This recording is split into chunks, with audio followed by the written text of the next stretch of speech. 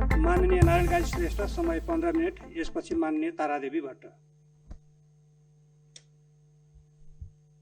सम्माननीय अध्यक्ष महोदय, यद्यपि मैले समयको हिसाबले 15 मिनट भनिसकेपछि अर्को एकजना साथीले पनि मान्यज्यूले मलाई समय दिनुभएको छ, त्यसमा ध्यान दिनु नै हुनेछ।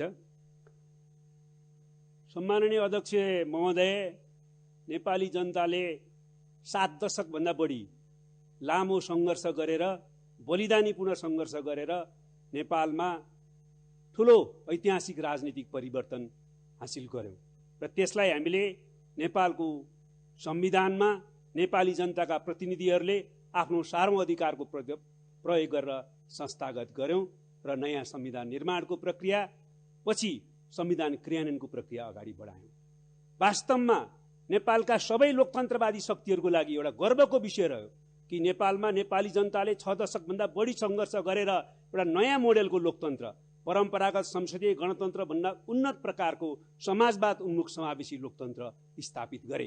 राजनीतिक प्रणालीको हिसाबले संघीय लोकतान्त्रिक गणतन्त्र र सामाजिक सार्थत्वको हिसाबले समाजवाद उन्मुख समावेशी लोकतन्त्र स्थापित गरियो। त्यो सबै लोकतन्त्रवादीहरूको लागि गर्वको विषय हो र नेपाली कम्युनिस्टहरूको लागि भने अझ गर्वका अतिरिक्त ऐतिहासिक अवसर प्राप्त भयो।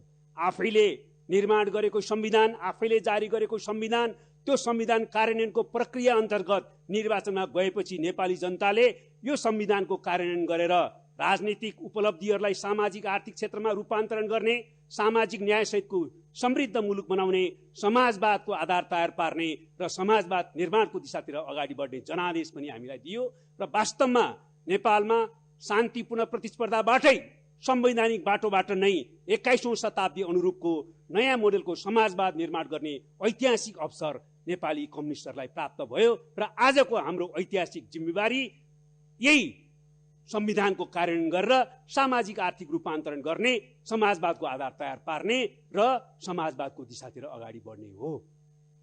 तर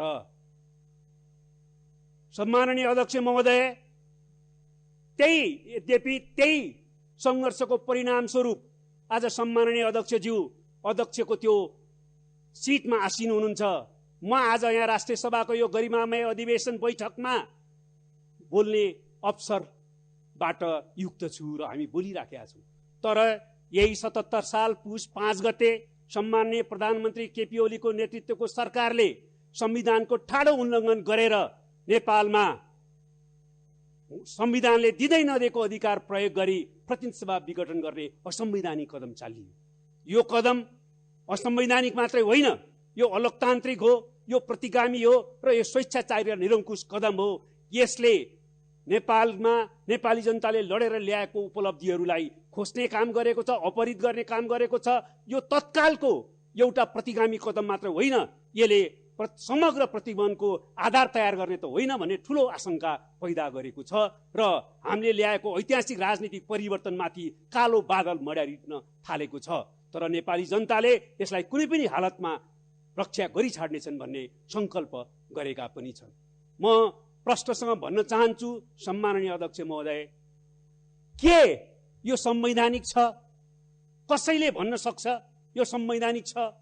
त्यतिखेर संविधान निर्माण गर्दा हामी सबैले राष्ट्रिय राजनीतिक एकता कायम गर्यौं, राष्ट्रिय राजनीतिक सहमति कायम गर्यौं कि अब राजनीतिक स्थिरता सुनिश्चित गर्नका निम्ति पहिला जस्तो संसद विघटन गर्ने अधिकार अब कुनै प्रधानमन्त्रीलाई नदिने भनेर राष्ट्रिय राजनीतिक सहमति कायम गर्यौं।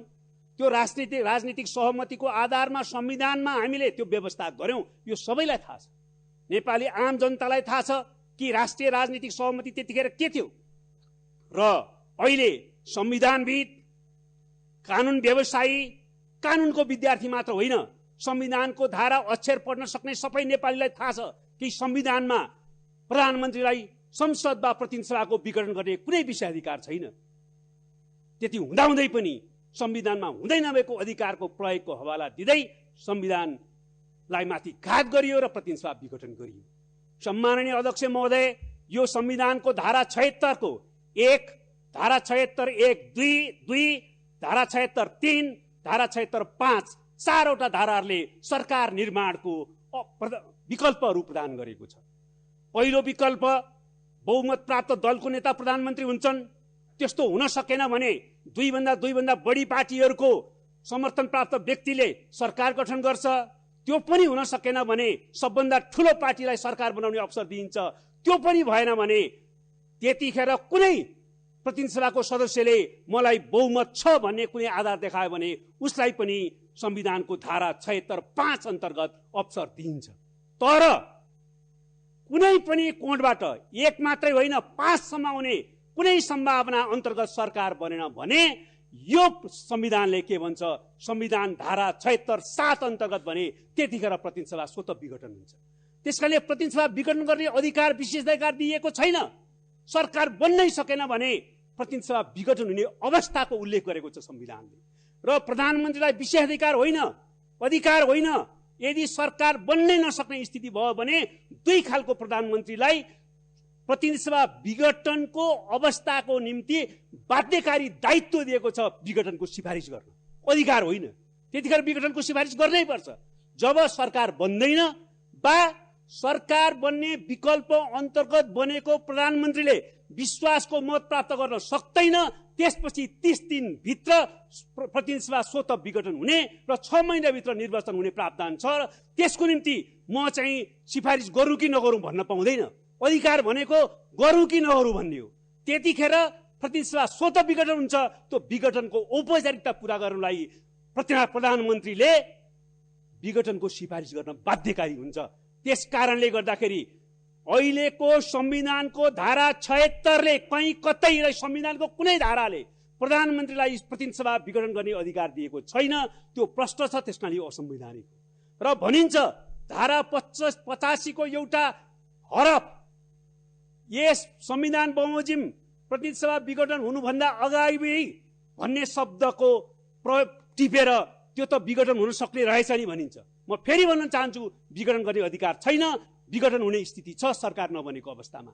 कुनै मान्छेले बकपत्र दियो अथवा कुनै आफ्नो सम्पत्ति मृत्युपछि सेकपछि अरू कसैलाई दिने भनेर शब्द फेला पार्यो भने मारेर दिने भन्ने अर्थ लाग्छ सभामुख महोदय। त्यसकारणले यो पूर्ण रूपमा असंवैधानिक छ, संविधान विरोधी छ, त्यसमा कुनै दुविधा छैन।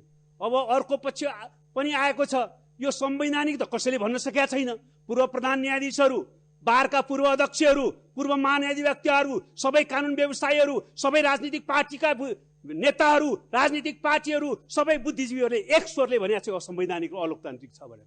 तर हाम्रो प्रधानमन्त्री र प्रधानमन्त्रीका समर्थन गर्ने कतिपय साथीहरूले भन्नुभएको छ यो राजनीतिक बाध्यता पर्यो, संवैधानिक त होइन, संवैधानिक हो भन्न त सकिँदैन, राजनीतिक बाध्यता पर्यो। के बाध्यता?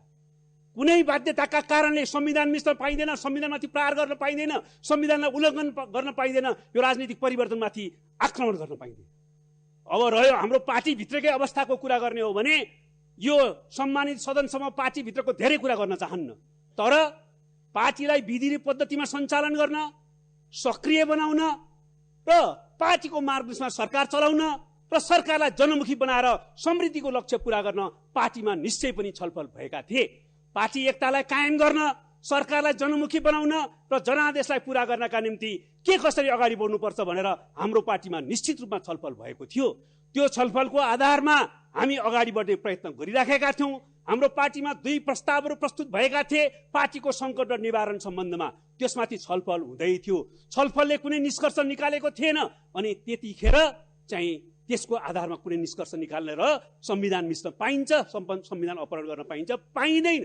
पहिलो कुरो, कुनै राजनीतिक पार्टीको आन्तरिक मामलाको कारणले नेपाली जनताले सङ्घर्ष गरेर ल्याएको संविधानको हत्या गर्न, प्रहार गर्न पाइँदैन।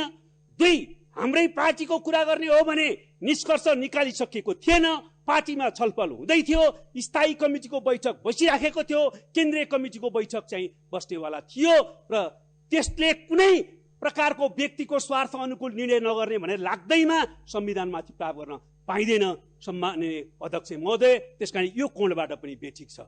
त्यसै जहाँसम्म सर्वोच्च अदालतको प्रश्न छ, यो सम्मानित सर्वोच्च अदालतमा अहिले विचाराधीन छ। संविधान अन्तर्गत सर्वोच्च अदालतले निर्णय गर्ने हो। शक्ति पृथकीकरणको सिद्धान्त अन्तर्गत संविधानले निश्चित जिम्मेवारीहरू संवैधानिक अङ्गलाई दिएको छ।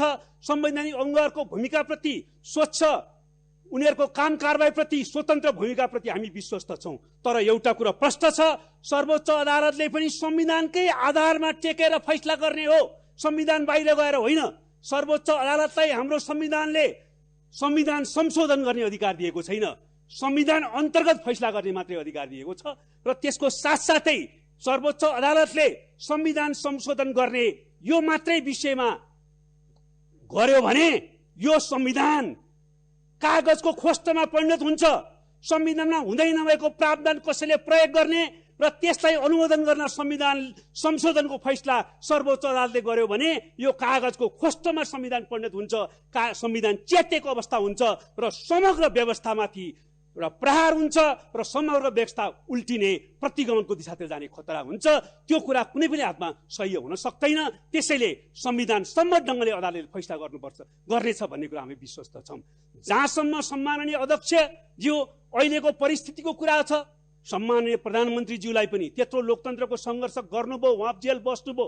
अहिले म फेरि भन्न चाहन्छु, हाम्रो कुनै पदीय स्वार्थमा घात हुने भन्ने कसैलाई लाग्यो भने वा हुने नै भयो भने पनि पार्टी एकता पनि पदका निम्ति र संविधान पनि लोकतन्त्र पनि पदका निम्ति, पार्टी विधान पनि पदका निम्ति, संविधान पनि कुनै पदका निम्ति आफ्नो पदको रक्षा नहुने भयो भने पार्टी एकता पनि भङ्ग, लोकतन्त्रमाथि पनि प्रहार, पार्टी विधान पनि मान्दिन, संविधान पनि मान्दिन भन्न पाइँदैन सभामुख महोदय। त्यसै कारणले म विनम्रतापूर्वक अनुरोध गर्न चाहन्छु, अहिले पनि अवसर छ त्यो असंवैधानिक घोषणाप्रति आत्मालोचना गर्दै अब प्रतिनिधि सभा सुचारू होस् भन्ने दिशातिर प्रधानमन्त्रीज्यू पनि आयो भने एउटा सिलसिला सुरु हुन्छ, संविधानलाई ट्र्याकमा राखिन्छ, लोकतन्त्रको रक्षा गरिन्छ। त्यति मात्रै होइन, एकीकृत नेपाली कम्युनिस्ट आन्दोलन अगाडि बढाउने, हाम्रो पार्टी एकतालाई फेरि एकताबद्ध गरेर अगाडि बढाउने सम्भावना पनि पैदा हुन्छ। त्यसको निम्ति पनि म अनुरोध गर्न चाहन्छु। र अन्तमा सम्माननीय अध्यक्ष महोदय, हामीले यतिखेर हाम्रा पुर्खाहरूलाई सम्झौँ। यति सुन्दर देश दियो, सबै उपनिवेश हुँदा पनि यो महादेशमा हाम्रो देशलाई स्वतन्त्र बनाएर राख्नुभयो हाम्रा पुर्खाहरूले। हाम्रा पुर्खाहरूले सगरमाथाको देश दिनुभयो, लुम्बिनी बुद्धको देश दिनुभयो, जनकपुरको देश दिनुभयो, जनकको देश दिनुभयो र सारा देशभित्र जलवायुको हिसाबले, हावापानीको हिसाबले, विकासका सम्भावनाको हिसाबले यता सम्भावना भएको देश दिनुभयो। र अहिले हामीले त्यो सम्भावनालाई साकार पार्नको निम्ति समृद्ध नेपाल बनाउनको निम्ति लोकतन्त्रको निम्ति लड्यौं र लोकतान्त्रिक नेपालको स्थापना गर्यौं। अब हामीले त्यो लोकतन्त्रको रक्षा गरेर, लोकतन्त्रलाई अझ विकास गरेर, संविधानका कमी कमजोरलाई अझ परिमार्जन गरेर हामीले सामाजिक आर्थिक रूपान्तरण गरेर समृद्ध नेपाल बनाएर शिक्षा, स्वास्थ्य, रोजगारी, खाद्यान्न, आवास सबै मौलिक अधिकारको ग्यारेन्टी गरेर आम जनतालाई परिवर्तनको अनुभूति आफ्नै पोल्टामा प्राप्त गर्ने स्थिति सृजना गरेर समृद्ध नेपाल र समाजवादी नेपाल बनाउनु हो। त्यो हाम्रो पुर्खाको स्मृति गरेर हामीले कसरी सामना गर्न सक्छौँ? के भनेर सामना गर्न सक्छौँ? शहीदहरूलाई हामीले कसरी सम्झने, कसरी श्रद्धाञ्जली दिने? तिनले केका निम्ति रगत बगाए? फेरि लोकतन्त्र ल्याउने, फेरि लोकतन्त्र मिच्ने अनि प्रतिगमनको विरोधी फेरि सङ्घर्ष गरिराख। समृद्ध नेपाल बनाउनु छैन। आदिवासी जनजाति, महिला, दलित, अल्पसंख्यक समुदाय, आम शोषित पीडित जनता र पिछडेको जनतालाई जीवन फेर्न समृद्ध नेपाल बनाउने काम गर्नु छैन। फेरि संविधान मिच, लोकतन्त्रको हत्या गर, फेरि प्रतिगमन विरोधी आन्दोलन गर। यसैको निम्ति हो त हामीले सङ्घर्ष गरेको र शहीदहरूले बलिदान दिएको, हाम्रो पुर्खाले यो देश हामीलाई दिएको। त्यसकारणले पुर्खालाई स्मरण गरौँ, शहीदहरूलाई स्मरण गरौँ, उनीहरूलाई श्रद्धाञ्जली दिँदै राखेर सोचौँ। हामी सबैले आत्मालोचक पनि हौँ। कुनै एउटा व्यक्तिलाई मात्रै पनि म भन्दिनँ, राजनीतिक पार्टीहरू, राजनीतिक नेताहरू, हामी सबै आत्मालोचक हौँ। हामीले के गरिराखेका छौँ? हामी सबैका कमी कमजोरी प्रति पनि हामी आत्मालोचक हौँ। यो नयाँ नेपाल बनाऊ, त्यसको निम्ति हामी अगाडि बढौँ।